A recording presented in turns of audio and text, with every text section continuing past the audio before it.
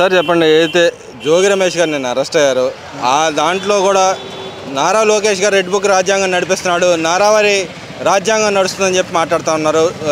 సజ్జల రామకృష్ణ దాని మీద మీరేమని చెప్తారు?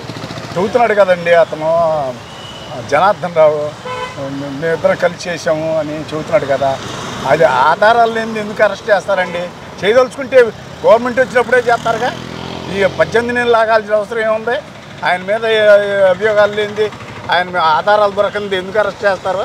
గతంలో నారావారి రక్త చరిత్ర అని చెప్పి వీళ్ళ మీద ఏదైతే అబాండాలు వేసారు వాళ్ళ బాబాయ్ హత్య కేసులో కూడా, ఇప్పుడు ఏమన్నా లాండ్ ఆర్డర్ ఇష్యూలో నారా లోకేష్ చేస్తున్నాడు, నారా లోకేష్ చెప్పు చేతలోనే లాండ్ ఆర్డర్ నడుస్తుందని చెప్పి అంటున్నారు కదా. వాళ్ళు చెప్పేందు జనం ఊళ్ళు అందరికీ తెలుసండి. ఆంధ్రాలో మన తెలుగు ఆంధ్రప్రదేశ్లో మొత్తానికి జనానికి తెలుసండి. 190 మందికి జనానికి తెలుసు. జగన్ గారు అసంటి వాళ్ళు, మన చంద్రబాబు గారు అసంటి వాళ్ళు. ఇలా రాష్ట్రం అభివృద్ధి చెందుతుందంటే దేని మూలంగా? ఈ చంద్రబాబు మూలంగానే అభివృద్ధి చెందుతుంది. అనేక పరిశ్రమలు వాళ్ళంతా దౌర్జన్యాలు చేసి రాష్ట్రాన్ని నాశనం చేసి పారేశారు. రాష్ట్రాన్ని జగన్ గారు దోసుకోవడమే ఆయన వృత్తిగా పెట్టుకుని ఈ అన్నిటికీ ఫేస్బుక్లో పెట్టి తెలుగుదేశాన్ని అబాస్ పాలు చేయాలని కూటమిని అనేక రకాల ప్రయత్నాలు చేస్తున్నారు. అవి జనం ఎవరు నమ్మట్లా, అయినా కానీ వాళ్ళ ప్రయత్నాలు వాళ్ళు చేస్తున్నారు. అంటే ఇక్కడ కల్తీ లిక్కర్ వ్యవహారంలో ఎవరైతే మెయిన్ అక్యూజ్డ్ ఉన్నారో జనార్దన్ రావు గారు, ఆయనే చెప్తున్నాడు, నేను కొంత డబ్బులు ఇచ్చాను, నా చేత చేపించారు, గతంలో మేము ఇద్దరం కలిసి చేసాం, గత గవర్నమెంట్లో అక్రమద్యం తయారు చేశాను, ఆయనే ఒప్పుకుంటున్నప్పుడు ఈయన ఏమన్నా నాకు సంబంధం లేదు, నేను పాల్పడలేదు, మా బీసీలు అందరూ అనగదొక్కుతుంది ఈ గవర్నమెంట్, బీసీలని అన్యాయం చేస్తానని చెప్పి మాట్లాడుతున్నాడు కదా. కులం ఇవాళ గుర్తొచ్చిందండి ఆయనకి, జోగి రమేష్ గారికి. వాళ్ళని అరెస్ట్ చేసినప్పుడు వాళ్ళకి గుర్తు రాలేదా? కొల్లూరు రవీందర్ని అరెస్ట్ చేసినప్పుడు కానీ వీళ్ళందరినీ బీసీలు గుర్తు రాలేదా? ఇవాళ గుర్తొచ్చింది. అసెంబ్లీలో ఆయన ఇష్టం వచ్చినట్లు మాట్లాడాడు, అప్పుడు గుర్తు రాలేదా వీళ్ళకి? ఇవాళ ఎలా ఈయన అరెస్ట్ చేయగానే కులం కార్డు కావాలా? కులం ఎవరూ నమ్మరండి. వీళ్ళు అన్నంత మాత్రానే ఆధారాలు లేకుండా ఆధారం లేకుండా అరెస్ట్ చేయదలుచుకుంటే గవర్నమెంట్ వచ్చినప్పుడే చేయాలిగా. ఈయన ఎట్లుంటే ఈయన ఇన్నాళ్ళు ఆగాల్సిన అవసరం ఏముంది? అన్ని ఎవిడెన్స్లు అన్నీ దొరికిన తర్వాతే కదా దీని మీద పెడుతుంది, కేసు పెట్టింది. ఇప్పుడు 1945లోనే వచ్చింది యాక్ట్. ఎందుకంటే ఎవరు మేము చేయదు, దాని ఆధారాలు ఉంటే అరెస్ట్ చేయొచ్చు అని. ఆధారాలు ఉండబట్టే అరెస్ట్ చేస్తుంది. లేకపోతే వాళ్ళ కోర్టులన్నీ పిచ్చియా? అంటే ఇక్కడ కోర్టులు కానీ చట్టాలు కానీ కులం పేరు చేస్తే వెనక్కి దక్కుతారంటారా? ఎట్టి పరిస్థితుల్లో జరగదండి అది. కులం పేరు చెప్పినంత మాత్రాన కులం పేరు అట్లా అయితే లాలూ ప్రసాద్ యాదవ్ వీళ్ళందరూ ఎప్పుడో బీడపడేవాళ్ళు. కానీ అరెస్టులు అయింది కారణం కులం పేరు చెప్పినంత మాత్రానే వీళ్ళందరూ వదిలిపెడతారని చట్టం తను పని తను చేసుకుపోయింది. ఏమీ దాంట్లో డౌట్ లేదు. అంటే గతంలో ఏదైతే మన ఇటు పక్క ఎవరైతే జగన్ కానీ ఇప్పుడు ఈ గతంలో జగన్మోహన్ రెడ్డి గారు చెప్పారు ఏమనంటే సిబిఐ ఎంక్వైరీ కావాలని అలా బాబాయ్ కేసులు అడిగారు, తర్వాత వద్దని వదిలేశాడు. ఇప్పుడు మళ్ళీ అదే ఈయన కేసు వచ్చేప్పటికి సిబిఐ కావాలని చెప్పి అడుగుతున్నాడు కదా. ఏమీ లేదండి, ఆయన వాళ్ళ బాబాయ్ చనిపోయినప్పుడు సిబిఐ ఎంక్వైరీ చేయమన్నారు గవర్నమెంట్. అప్పుడు తెలుగుదేశం గవర్నమెంట్లో వాళ్ళ గవర్నమెంట్ రాగానే అది ఎత్తేసి సిబిఐ ఎంక్వైరీ ఎత్తేసారు. ఇవాళ సిబిఐ ఎందుకు అడుగుతున్నారంటే లేట్ అయింది సిబిఐ ఎంక్వైరీ అయిన తలకి. అందుకని ఏ 10 సంవత్సరాలకి ఏం జరిగిద్దో అప్పుడు దాకా మనం ఇట్లాగే పోయి ఉండొచ్చు అనే ఉద్దేశంతో కానీ అలా చిత్తశుద్ధి లేదండి. ఇప్పుడు ఆయాలేమో అట్ట అన్నాడు, హైదరాబాద్ పోయి ఈయనకి కోడికత్తి హైదరాబాద్ పోవాల్సిన అవసరం ఏముంది? ఇక్కడ చెప్పుకోవచ్చుగా. ఇక్కడ పోలీసులు లేరా? ఇక్కడ పోలీసుల మీద నమ్మకం లేదా? అంటే వాళ్ళ గవర్నమెంట్ రాగానే పోలీసుల మీద నమ్మకం వచ్చింది ఆయనకి. అంటే ఇప్పుడు జగన్మోహన్ రెడ్డి గారు ఇవాళ ఏదైతే మచిలీపట్నం రైతుల పరామర్శ కోసం వెళ్ళబోతున్నాడు, తుఫాను ఎఫెక్ట్ బాధితుల కోసం, దాన్ని ఎలా చూస్తారండి మీరు? ఏమండి రైతుల మీద అంత ప్రేమ ఉన్నాడైతే ఏమండి అమరావతి రైతులను ఏ రకంగా ఏడిపిస్తున్నారండి? ఏ రకంగా ఏడిపిస్తున్నాడు? ఏమైంది? చెల్లెల్ని అమ్మల్ని ఏం చేశాడు? వీళ్ళు ఎట్లా అండి నమ్మేది?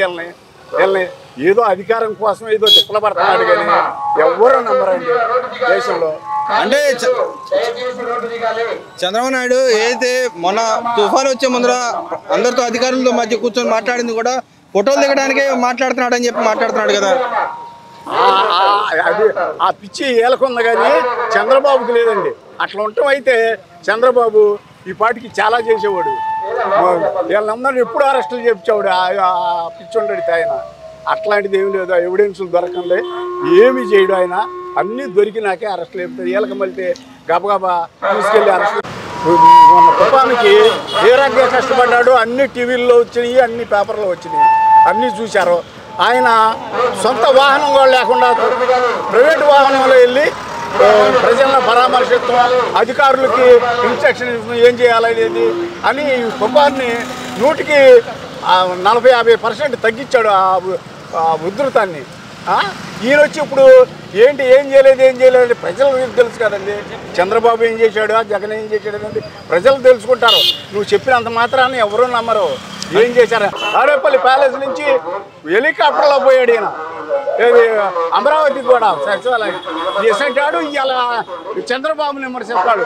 చంద్రబాబు సొంత వాహనాన్ని కూడా ప్రైవేట్ సెక్యూరిటీని కూడా తీసేసి ప్రజల మధ్యలో పోయి వాళ్ళ ప్రజలకు సేవ చేస్తున్నాడు. జగన్ గారు పోయి ఏం చేస్తాడు? పోనీ ఉండే ఆయనకి ప్రైవేట్ పిచ్చి ఉంది, పేపర్ల పిచ్చి ఉంది, అడ్వర్టైజ్మెంట్ పిచ్చి ఉంది.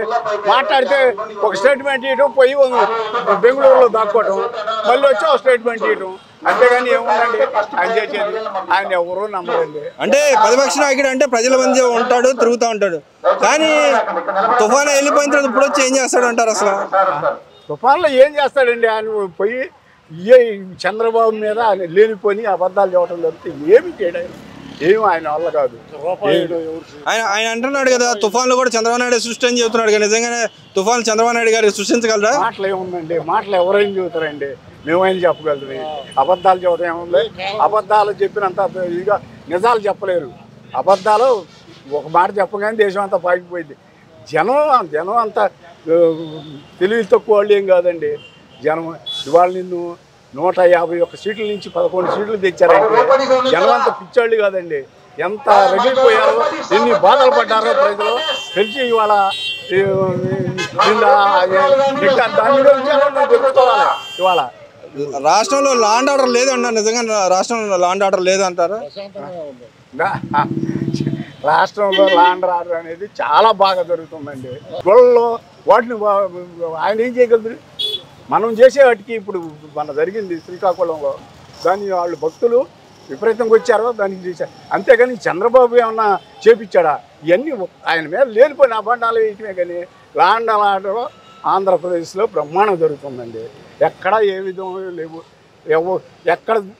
ఎవరు తప్పు చేసినా వెంటనే ఇమీడియట్గా తెలుగుదేశం కార్యకర్త అయినా సరే వెంటనే అరెస్ట్ చేస్తున్నారు తప్పు చేస్తే మాత్రం. దాంట్లో అనుమానం లేదు.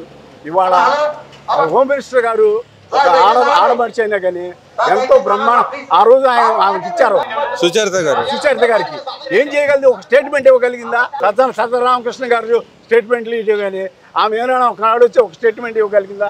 ఇవాళ అనిత గారు రాష్ట్రం మొత్తం తిరుగుతున్నారు చంద్రబాబుతో సహా, ముంచుని మాట్లాడ ఆయనకన్నా ముందు లాండ్ ఆర్డర్ చూస్తుంది బ్రహ్మాండంగా. ఇవాళ బ్రహ్మాండంగా ఉందండి. మరి ఇప్పుడు ఏదైతే జగన్మోహన్ రెడ్డి గారు ఎందుకు కనపడలేదు అంటారు? లాండ్ ఆర్డర్ లేదని ఎందుకు కనపడుతుంది అంటారు? ఆయనకి ప్రజల మధ్యలో పోయి పాడండి. ఆయన ఎట్టి పరిస్థితుల్లో ప్రజల దగ్గర పాలేడు. అంటే ఆయన తప్పులన్నీ ఆయనకు తెలుసు కాబట్టి ప్రజల మధ్యలో పోతే ఫెయిల్ అవుతానని చెప్పి ఈ బ్యాచ్ ఉన్నాయి. ఆయన బ్యాచ్ ఒక బ్యాచ్ ఉంది, తాగుబోచి బ్యాచ్, గంధాయి బ్యాచ్. వాళ్ళని వేసి తిరుగుతుంది అంటే ప్రజలు ఎప్పుడు నీతి నిజాయితీ గలడు ఎవరు ఆయన దగ్గర పోడండి. దాంట్లో వేణు రెడ్డి గారిని మాకు తెలుసా, నేను ఒకప్పుడు ఆయన అంటే అభిమానం కలగాలి. కానీ ఇవాళ ఆయన చేసే పిచ్చి పనులు చూసి అసలు వెంటనే ఆయన మీద విరక్తి కలిగి ఓట్లు అందరూ ఎప్పుడు మా నియోజకవర్గంలో ఎప్పుడు వైఎస్ఆర్ కాంగ్రెస్ గెలిచే నియోజకవర్గాన్ని కూడా మన తెలుగుదేశాన్ని గెలిపించాం. ఆయన చేసే పిచ్చి పనులు రాష్ట్రాన్ని అదో రోడ్లు నాశనం చేశాడు. లాండ్ ఆర్డర్ ఎవరిని పడితే ఆయన అరెస్ట్ చేయడం, ఆయన ఇష్టం వచ్చినప్పుడు చేసి ఏమి ఎవిడెన్స్ లేకపోతే ఇవాళ ఎవిడెన్స్తో జోగి రమేష్ని అరెస్ట్ చేస్తే ఏమీ లేదు ఆయన మీద అంటారు. ఏమీ లేదే కోర్టులు పిచ్చియా? జడ్జిలు మొన్న ఆయన రమణ గారు చెప్పాడు డైరెక్ట్గా, మమ్మల్ని ఏది ఇచ్చి తిన్నారని. వాళ్ళు ఏమన్నా అమాయకులండి? అంటే ఇక్కడ ఆయన అంటున్నాడు ఫ్యామిలీ మీద కక్ష సాధింపు ఎందుకు, అసలు ఎందుకు ఫ్యామిలీ మీదకి వెళ్తాడంటారు? జగన్మోహన్ రెడ్డి గారు ఫ్యామిలీ మీదకి ఎందుకు వెళ్తాడంటారు? అసలు జగన్మోహన్ రెడ్డి గారు ఫ్యామిలీ మీద జోలికి ఎందుకు వెళ్తాడంటారు? అసలు ఆయనకి సబ్జెక్ట్ ఏమీ దొరకదండి. దొరక్క ఇగో పవన్ కళ్యాణ్ మీద 3 పెళ్లి ఏమండి, చట్ట పరిధిలో చేసేవాడు కానీ ఆయన చట్టాన్ని అతిక్రమించి ఏం చేయలేదు. పవన్ కళ్యాణ్ 3 పెళ్లిళ్ళు చేసుకున్నా కానీ వారికి ఇష్టం లేక విడిపోయారు. వాళ్ళ ఇష్ట ప్రకారమే విడిపోయారు కానీ వాళ్ళని ఎదిరించే గొడవ పెట్టుకుని తగాద పెట్టి ఏం చేయలేదు కదా. మరి అట్లాంటప్పుడు చట్టమే కల్పించింది ఈ హక్కుని. దాన్ని 3 పెళ్లి చేస్తున్నాడు అని చెప్పి ఎంత గోడ చేశారండి ఆయన్ని. ఏం తప్పేముంది? ఎవరు చేసుకోవాలా? జగన్మోహన్ రెడ్డి వాళ్ళ తాతగారు చేసుకోవాలా 2 పెళ్ళిళ్ళు? అలా చెల్లెలు చేసుకోలేదు 2 పెళ్ళిళ్ళు? వాళ్ళు ఏం మరి ఆయనకి అసలు ఏం సబ్జెక్ట్ ఏం తెలియదు. అనవసరంగా